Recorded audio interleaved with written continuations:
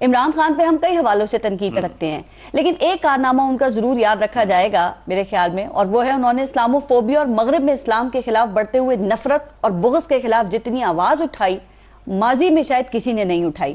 اب جا کے OIC کی قرارداد پر اقوام متحدہ نے ہر سال 15 مارچ کو اسلام فوبیا کے خلاف دن منانے کا اعلان بھی کیا ہے۔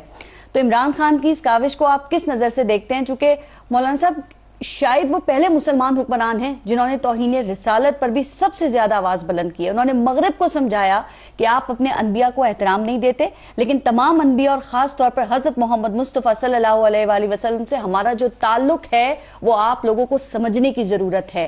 اس کے بعد روس کے صدر پیوٹن اور کینیڈا کے وزیر اعظم جسٹن ٹروڈو نے بھی کہا کہ توہین رسالت آزادی اظہار رائے نہیں ہے۔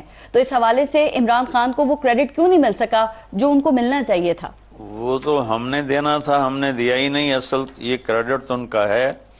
ہر انسان کچھ علماء نے بھی نہیں دیا اور اچھائی کا مجموعہ ہوتا ہے، کچھ کمیاں ہوتی ہیں، کچھ خوبیاں ہوتی ہیں۔